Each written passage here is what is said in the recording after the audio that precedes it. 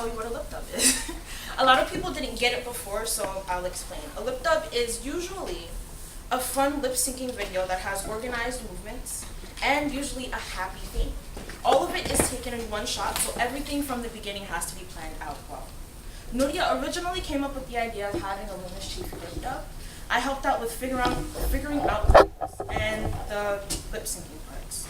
In the beginning, we didn't really know that organizing a Lipdub would be such a strenuous task, but we sure found out.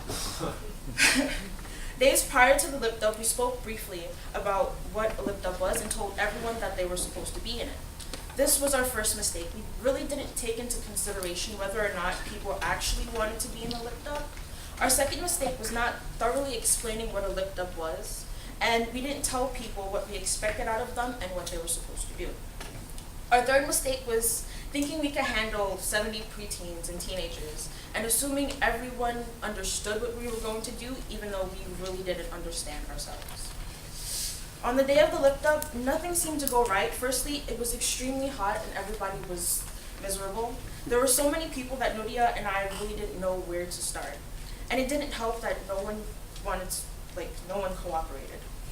Everyone was frustrated and there was a lot of tension building. We wanted to quickly get things done, but every time we tried to make a move, we were shot down by either a pessimistic statement by a teacher or a student, or we realized that the things that we wanted to accomplish weren't really possible because of the heat. And since there were so many people in that moment, I began to get frustrated and angry, and I wanted to really call it quits, but Nuria, she really kept it going, and she was like, let's do this even though we really don't know how to.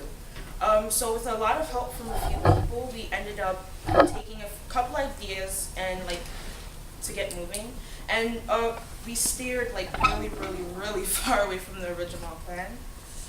Instead of having organized movements and skipping and dancing, we had a blob of running teenagers and shaking camera footage for our first Lipdub.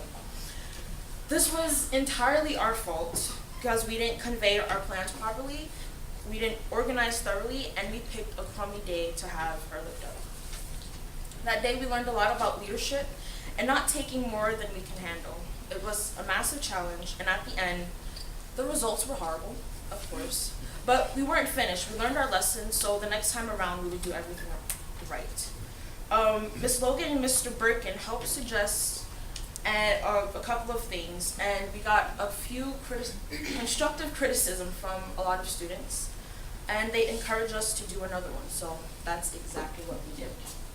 So since we started planning everything for the new Lipdub, and we decided that it had to be organized to the details so that everything was going perfectly, went perfect.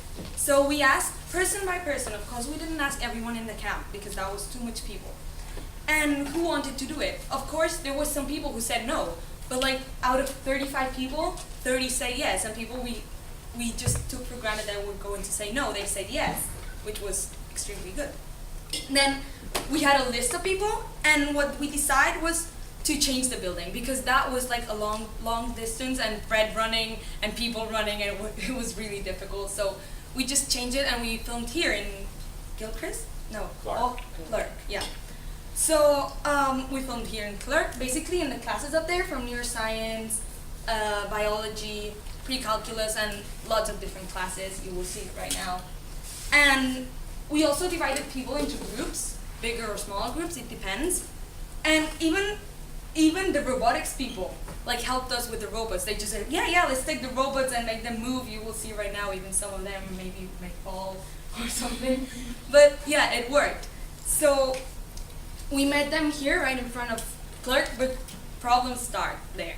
First of all, the building was locked. So we had to call Mr. Scanlon. I think you opened the building for us, or Miss Lewis, I don't remember.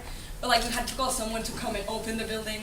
So once the building was open, we were waiting here inside, dividing people into groups. Second problem came. Classes were locked.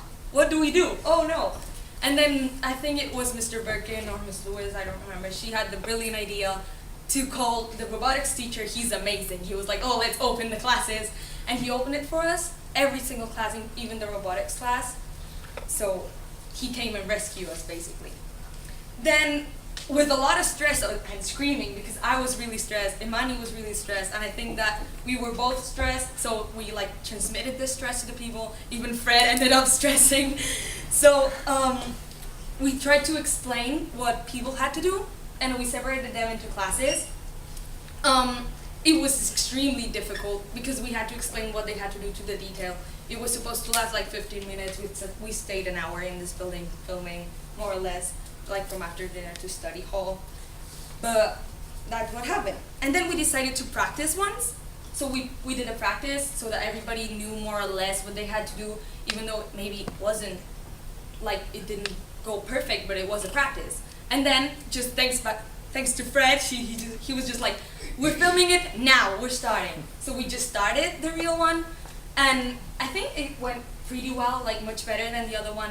Maybe there are some things that are not perfect, but we filmed it. So it's maybe not the best Lipdub ever, because definitely the worst one is the first we did. But it's not the best one, and it will never be the best one, but we're proud of it because we really know what's the work behind it.